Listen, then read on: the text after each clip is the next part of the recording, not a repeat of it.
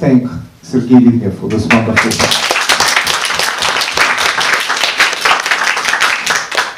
Thank you. And we are joined by Professor Lucas from Film and Media Studies. We will probably ask just a few, maybe one question each, and we will open it up for you guys to take it from there. Do you want to start off? Maybe. Okay. All right. Well, since I get one question, I guess I thought I was trying to see this as a kind of a film of a rebirth in a way. But there's a scene where they're in the art gallery in Israel, and he's talking to the dealer, and he says his piece is a destroyed work. Does that have any relevance to the film that we're seeing today? There's a way that it seems as though this film is it's a film of someone who is starting over, I guess. Yeah, I think that's correct. It's a film about somebody who, at the end of the film, starts a new life, and whose life was probably always like a vicious circle of starting something and probably even finishing, but then destroying. And who knows what the next cycle will bring for him, but we leave him at the beginning of the cycle, giving him a courtesy to believe that he may find his way in this life this time. Thank you. I mean, that's for me, that seems like it's really central, and that potential, at least at the end, does seem, I don't know how to put, the knots for once are unraveled, the knots are open. Yeah, I wanted very much to have a happy end in the film. Because that's something what I would very much like to have for myself and for you, all of you as well. Thank you. My question is kind of motivated by, driven by the fact that Hunter College happens to have a summer program in Russian language and literature in Riga, in Latvia and in the Baltics. And my question is mainly about your choice of the setting for this film, Riga and Latvia and Israel. Does this have any significance, whether biographical or creative? Why was it important for you to film the film and to situate it there? Well, obviously, the film does not deal with any social issues or political issues. It's not at all ethnographical of any kind, right? It's not National Geographic, so it could have been happening anywhere, in any big city where there is an orchestra. So I was looking in different places. I knew that I wanted to make a film with Russian-speaking actors, so it must be a place where Russian is widely spoken. Why Latvia?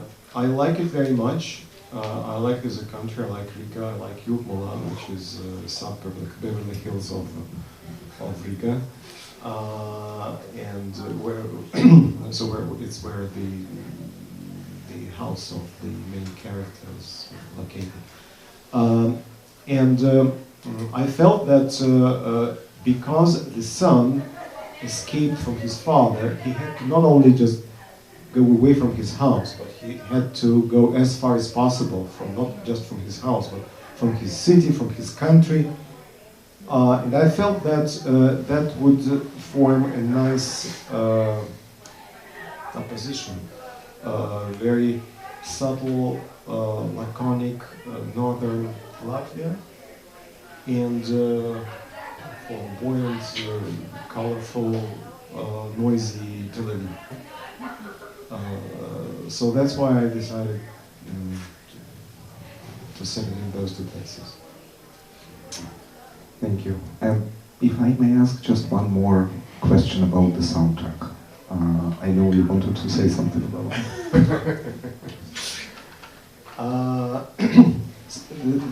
The soundtrack belongs to a very big composer whose name is Leonid Desyatnikov, and you know, I was looking for music for this film when I was editing. In the beginning, I thought just to not use any music, but then I realized that I need music, and I couldn't find the composer. And then, just when editing, I decided to use a temp track. As a temp track, I used music from my very old film from 1994, which was called Hemmerdinger. And the music was written by, composed by Leonid Desyatnikov, who at that moment was a young composer. Nowadays he doesn't write for films. He doesn't have time for that. And I realized suddenly when I started using those tracks that it fits. So I called him and said, well, I'm using it, if you want it or not. Well, certainly he did some work with the help, rearranged something, but basically we had to re-record it because at that time music was not even digital, it was analog, so it wouldn't fit. So we did some work, but basically it was this old music from Hammer and Sickle, and we agreed with him that in the future I'll be using this music in every film I make. I'm sure this music will belong very well to any film. Marty, do you have another question, or should we? Why don't we open it up and see what... Yes, perhaps the first question, as we sometimes to maintain this tradition, goes to the students, as well as the last. Michael, please.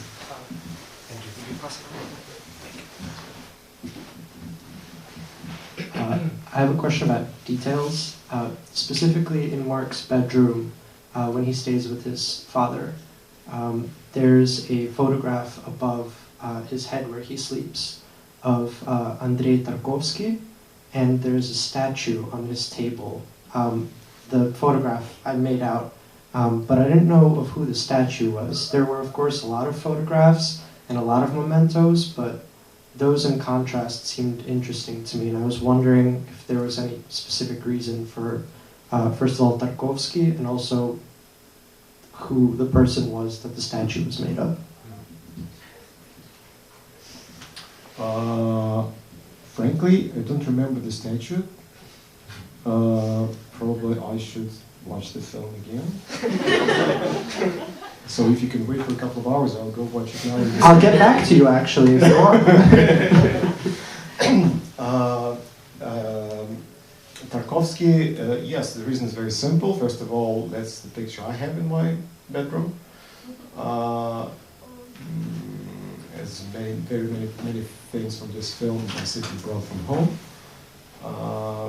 And I also felt that it would be appropriate, because it's not my bedroom, it's the main character's bedroom, so I thought that when he, and it's, we see it as it was years ago when he left. So I thought that it would be very appropriate. At that time, he must be fond of Tarkovsky. No way he wouldn't be. Since you mentioned those details in his bedroom, also you can see there on the wall, there is a picture, photograph of Jean-Paul Sartre when he was visiting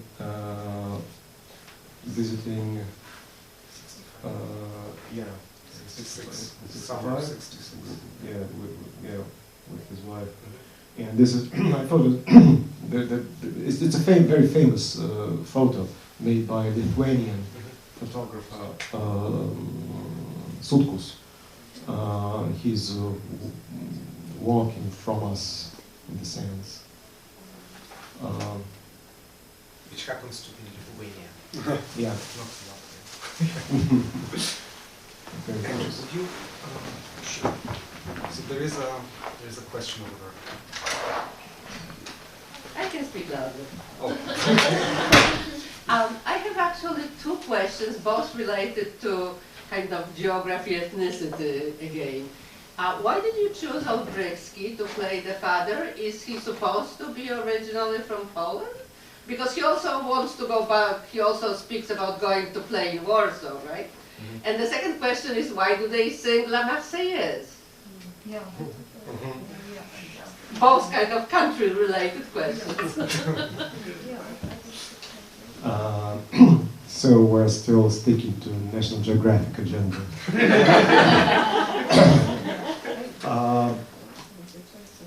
Olbrychski. Mere chance. 10 days before the start of the shoot of the film, his role did not even exist in the script. There was no father in the script. How did you have a film without him? The script was written about son and mother.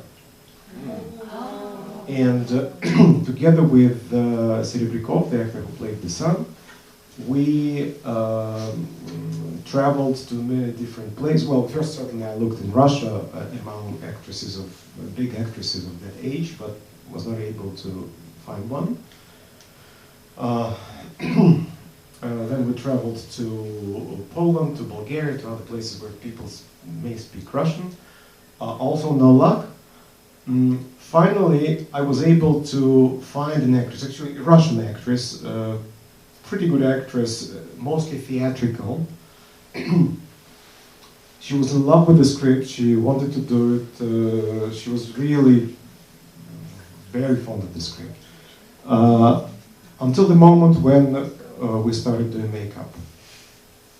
And when we started doing makeup in front of the mirror, it turned out that woman was more important than actress. She wanted to be beautiful. She didn't want to be old and at the end of the film, she cannot be beautiful. No. Death is not beautiful. So we had to part ways. So 10 days before the shoot, I have no actress, and I tried already everybody. So there's nobody to try. The list is exhausted. And then I could not postpone the start. And so I was just sitting in my room and I was thinking what to do. Then I thought, it's a shame there are so few actresses of that age who are still active. And then I thought, actually, in terms of men, there are more men than women at that age who are active.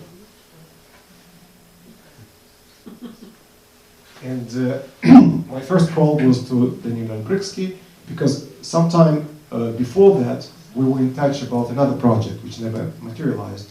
But I knew him, I knew what to expect from him, and I thought that he and Serebrikov would make a very good father and son. Yes, in the film he says, I would love to come back to Warsaw, but it's not because it was in the script, because I gave these words to him to please him. For him, certainly it was a big challenge to play in Russian, although he speaks Russian, they're good Russian, but still it's not his native language. So your second question was about why they sing this. I was looking for a song for them to sing, and we had to find a song that both would know. So it turned out that both knew this song in French. Okay, thank you. Second row from the last one. I'm sorry, the young lady, but first. Oh, yes. Sorry. You said that you want like a happy ending, and like the movie left out a funeral or like a mourning period with Irina just leaving and him just starting up his like wooden things. Is that part of the reason that you left it out? What is part of the reason? Like that you wanted a happy ending, like you don't want to focus on any like sad or. Really was the funeral? Mm-hmm. So there was no funeral, you're asking? No, like or even a mourning period. There is a mourning. Well, she's uncovering those mirrors. Mm-hmm. That's what they do a few days after the funeral. Yeah, well, I think it was enough. It's clear that father died, right? Yeah, no, Yeah, it so is. it was Just enough for me. So, but I didn't want to. Actually, when the film was finished, some people were advising me to get rid of the epilogue of the ending of everything. Some people advised me just to finish the film with him sitting at the table and eating his rinses, right? Which is a legitimate ending, but that's not why I was making the film. I wanted some light at the end of the tunnel for him. There was a question there and here. Yeah, if you don't mind, as a film school, I would like to maybe ask for a couple of minutes to comment. So if I understand correctly, you were planning the mother figure at first, right? Okay, it seems to me that the higher powers sort of intervened, changing your mind and your entire direction, right? I agree with you. They That's should the be best released. thing with what happened with the film that Exactly. she accused. Yeah. Exactly. Okay, so from this viewpoint, I think it was a marvelous film, right, taking your heart right from the start. And I thought it was to a great extent sort of a Filinesque in the style of Fellini. I remember Daniel Borisky being a young man and a movie star, and I think he probably is very happy and very proud of having the role of this tragic scale at the end of his career. So even with an accent a little bit sort of not fitting in, I think it's still a great choice. I mean, Alborovsky. But it seems to me that from the beginning to the end, this vicious circle is not resolved. He continues going within this vicious circle. And this is a very, very tragic situation in which nothing actually works. No relationship, no scenes, no lines, no confessions, no tender gestures. Nothing actually breaks the circle. This circle is so incredibly pressing and powerful and deep that he cannot get out. What you allow us to do from the very beginning, you create a channel right from the start of the movie, which I would call the multisensory channel, with beautiful colors, with beautiful music, very sensual, very multisensory, in which you introduce right from the start and throughout the entire movie the beautiful world. The world is love, the world is art, the world is the way out. And if people cannot find the way out within the relationships, there is a big world that can take them by the hand and let them out of any vicious circles that they may feel that they are stuck in. So this beautiful cinematography is very dramatic and very instrumental.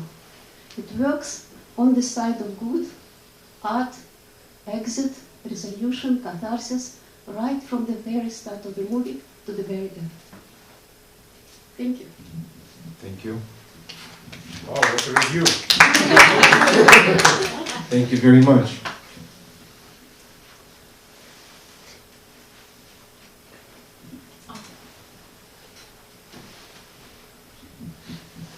Thank you very much for this excellent film. Among other things, it deals with aging and about relationship between grown-up children and their aging parents. And also, in this particular case, the father could be dying of different kinds of diseases, but he's dying from dementia. So could you please comment on that? Why did you choose that?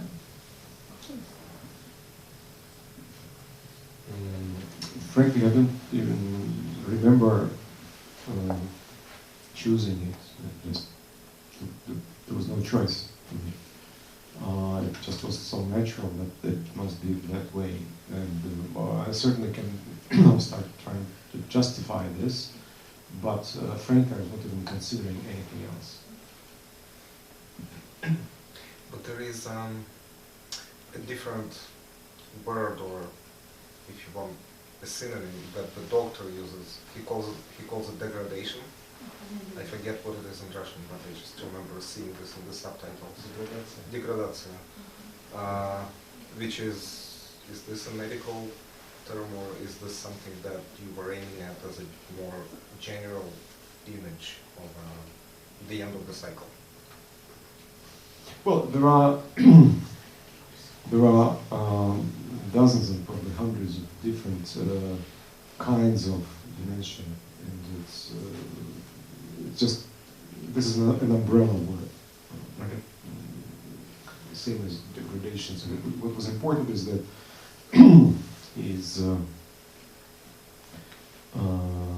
he's slowly losing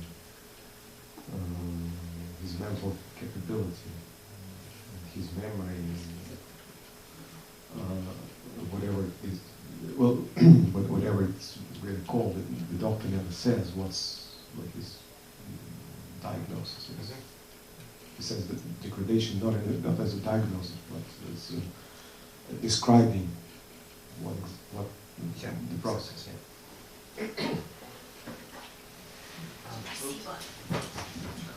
Thank you for this wonderful film. I guess it was also divine interference that the actor who played Viktor sort of looks like Kirk Douglas, who sort of looks like Van Gogh.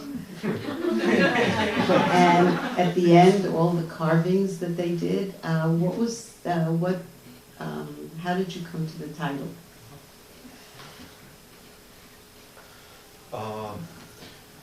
Well, when I was writing the script, there was no ending. This episode, this final episode, which takes place at this senior center, it didn't exist. I was writing the script. I was at that time in Israel, and I heard about a guy who is whose name is Sasha Galitsky.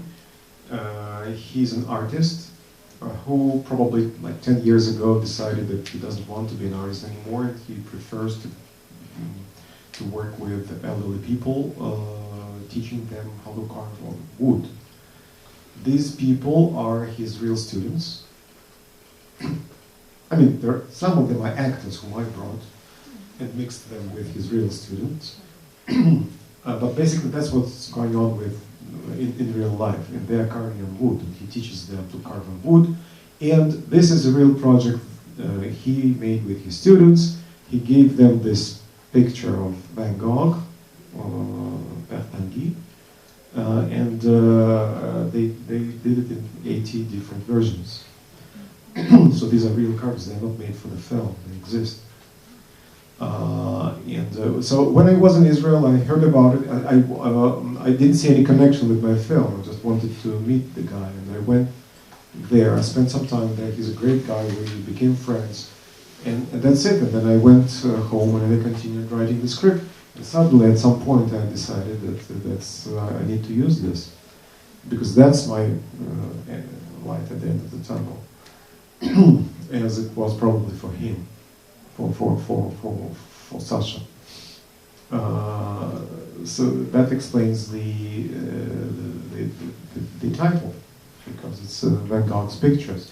I also thought that Van Gogh is the most famous loser in the history of art. And at the same time, he's a genius, right? So they both characters are kind of losers and kind of geniuses. And they're also both ginger. So as Van Gogh was. And my both sons are too. And why, if I may ask, one Van Goghi Van Goghs. Why is By this plural? meant to be plural? Yeah. Uh-huh. Oh, because But all the 18. many of them. There are so many versions. At least two. Mhm. Thank you.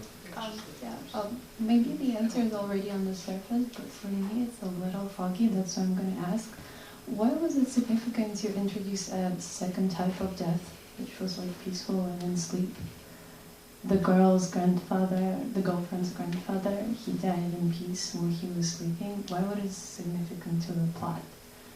Why what was significant to the plot? That The death of the girl's grandfather, that he died in peace and left why was it significant to include it rather than leave it out and just like give him the... Why was it important to say that he died? Yeah, like why was it important for the whole picture and plot? I agree with you. Important is that he triggered this. Well, because the main character first teached him to do something, right? So probably that triggered the idea to start doing it with elderly people. But to kill him, why was it important? And to say that Probably he died we could- peacefully and like, because we saw so much suffering and so it was so hard, and then there was this girl who's, oh, but my granddad died in sleep. I was like, like, why include? I don't know, probably there is something sadistic in me, I don't know. I mean, it seems like also though that starts the other whole set of discussion about having, do you want to get married, have a baby, and all that other stuff too, right? And it's a key turning point where he starts himself back on this other journey that he has to complete.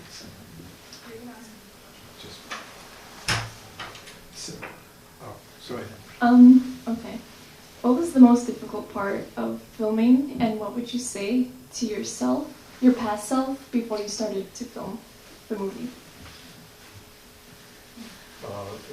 Okay, sorry, let me just repeat. Okay, so what did you find to be the most difficult in the process of filming, and what would you say to yourself in the past, like advice to yourself in the past? Okay, what was difficult when filming? What was difficult?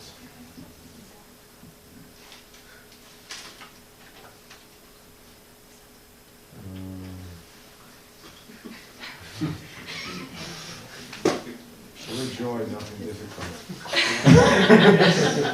Difficult is actually to get rid of things, not when you shoot, but when you edit.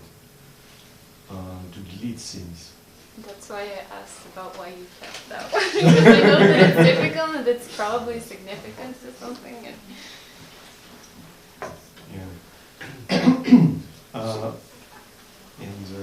What would I say to myself? Like if you could go back in time and then give your past self advice, what would you say? If I may paraphrase, is this the same as asking what did this film teach you? No. No, sorry. Is it related to the film or what he The filmmaker. What would you have done differently? Like, Well, I would what did you learn from this now film? I would a lot because you see, that's my first film after 23 years of not directing. So before that film I directed 2 films, but it was in 90s. My last film before this one was in 94. I was doing something else. I was producing films. So it was like another first film. And I learned a lot, really a lot. And I would do everything differently now. I would rewrite the script a few times more. And I would get rid of many, many things. I would try to make it much less talkative, much less dialogue. I would, because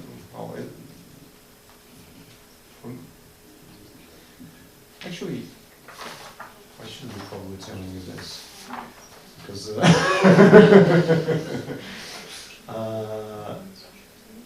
you know, so many things. I would rewrite the script,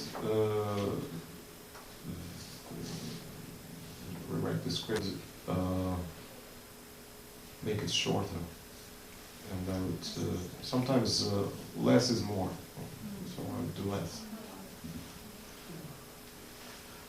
Which brings up another question. You mentioned just now that you didn't direct a film for 23 years.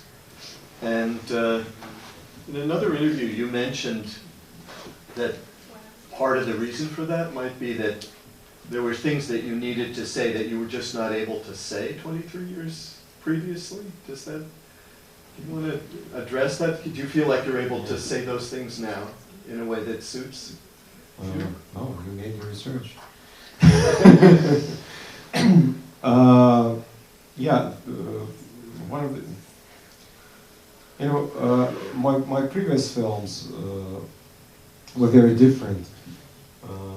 When I'm trying to analyze them now, I think that I was young. I wanted to say things, but at the same time, I was not brave enough to say things openly. I was not able to discuss how confused I am.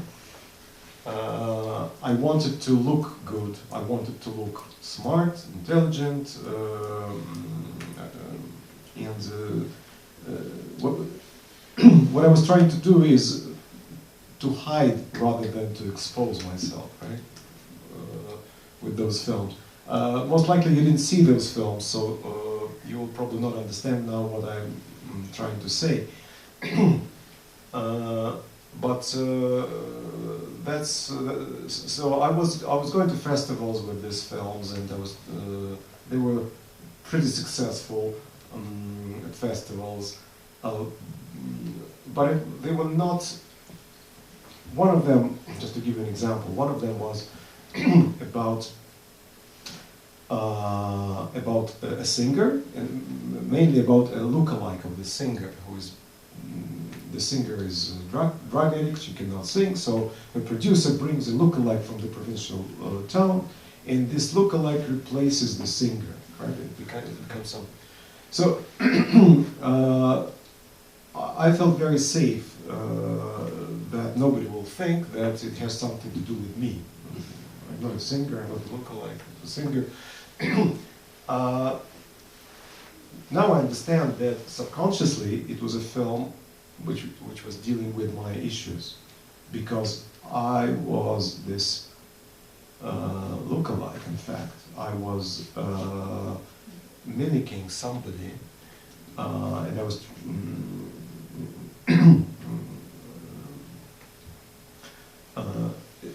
my second film, which was called Hammer and Sickle, went even further. It was about a woman who becomes a man in 30s, based on Stalin's order. He said, "Motherland needs soldiers. We'll make soldiers." It's not real. Certainly, it didn't happen at that time. And in mid-90s, it was a pretty unusual subject. Now every second film is about sex change. Not in mid-90s. So this girl, a peasant, became suddenly a man, a worker.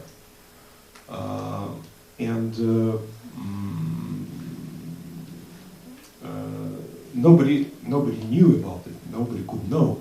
It was very secret. So this lonely soul was living in somebody else's body. It was exactly like me.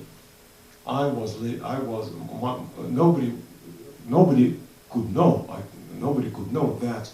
In fact, I'm confused. I'm weak, and I wanted to project this feeling of somebody who definitely knows what he's doing and is smart and very, very.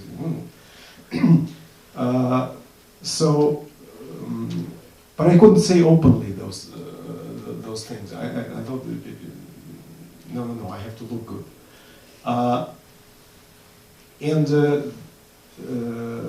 I could not continue that way. I could not operate that way anymore. Trying to hide, making films. On the one hand, I wanted to say something. On the other hand, I didn't dare to say openly what I wanted to say.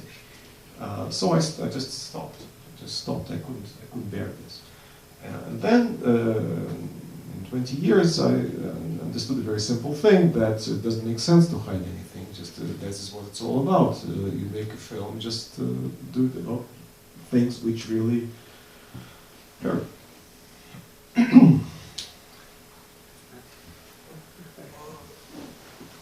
I just wanted to start off by thanking you for the film. I thought it was a phenomenal film. The question that I have is whether or not the film was based off a true story. No, it's not based on a true story. Some facts are real, and there are numerous stories about women who were putting needles in their children's heads. It was a very, really popular thing to do in the 50s and 60s. I've never heard of it. Yeah. Well, Worldwide or in the Soviet Union? Definitely in the Soviet Union. But I think, I was told, I didn't check this, but I was told that in Dr. House, there is an episode which deals with that. And also, I was told that there is a Norwegian book, which also a novel which describes that. But in the Soviet Union, definitely it was, well, I mean, not every second woman did that, but it's not something invented yet. So there are some facts. But the story, it's not somebody's concrete story. So I found it very interesting about Mark's migraines and the needle in the head. Naturally, I believed that the migraines were because of the needle in the head, which is because of the father who put it there to kill him. So I was wondering if there was a significance behind it, was it resolved to the migraines in the end? Because it wasn't really clear that way.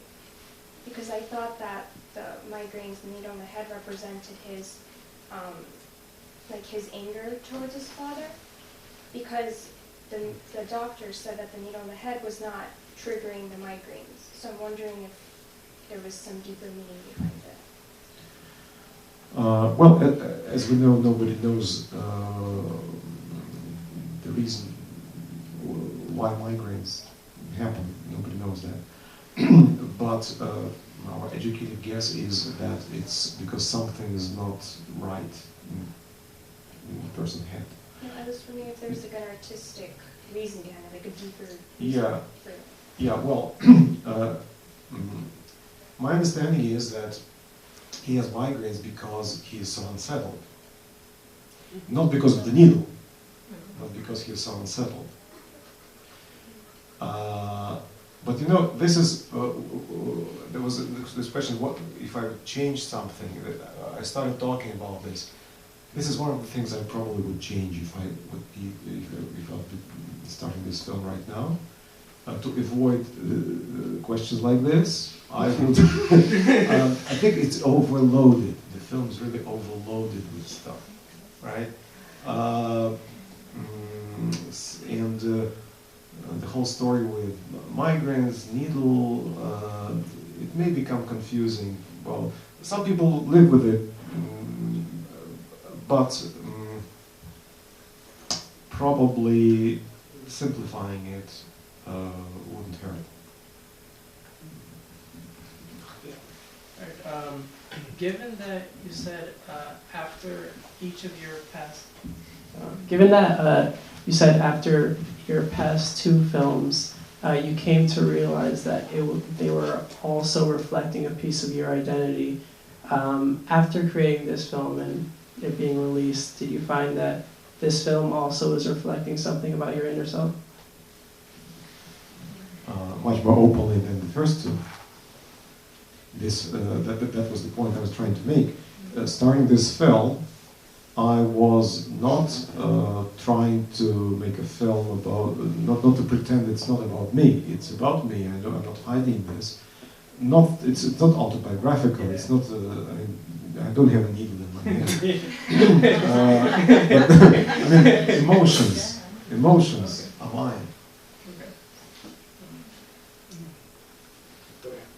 I was just wondering why you chose to use, like, why the main character would use ropes for his art, other than, like, his childhood toy was also made out of rope, and I was also wondering why. I mean, they had money, they were, right? So why would he, if he could have had any toy in the world, why was it such a simple little, Which rope?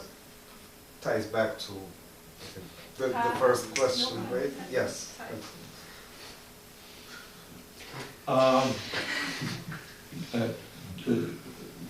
Do you know the answer?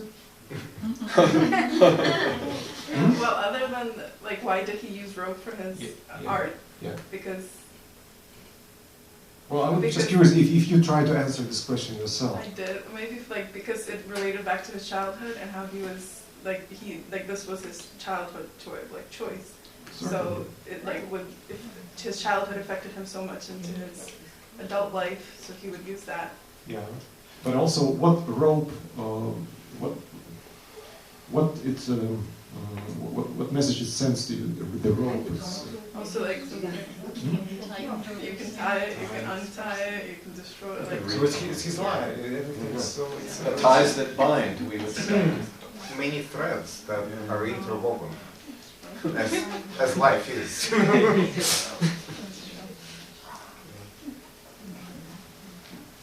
I can just speak.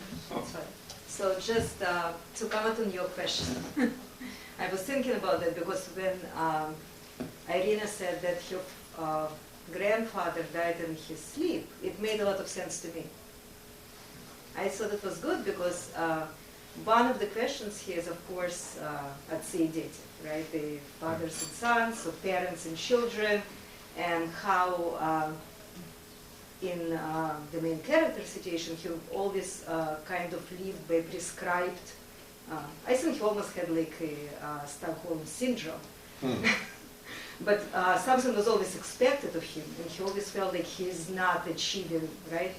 Not living up to the parents' expectations. So then this scene with the parents and grandparents of Irina, or the grandfather of Irina, where they know what it takes to be happy. You have to get married, you have to have a child, you have to, everything is prescribed. And then the grandfather knows how he is going to die, and he knows that Irina is going to be there, and he knows that he's going to give the recipe to Irina when he dies. But that doesn't happen. And a lot of things that happen to the main character is not what is supposed to happen. It's life, you know?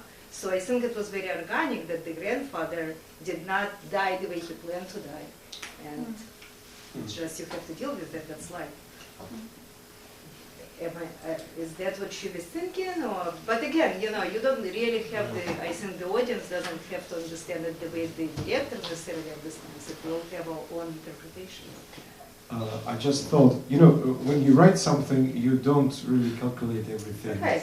Well, some people do, but some people don't. And I more follow the instinct rather than... yeah. But I just thought that the fact that the grandfather died and Mark learns about it when given the carving. Yeah? That makes the impulse stronger to do something with it, to continue with it. Well, because there is one generation more in that family. Right, no, right. It created a sense of urgency. Because he died, you're going to do something while you're still alive. No, my question was mostly about why he died like that, rather than he just died. I mean, you can kill him. I guess that's why. I'm just saying, like, why a peaceful death like that. well-minded, But because it wasn't what he planned. I see your interpretation.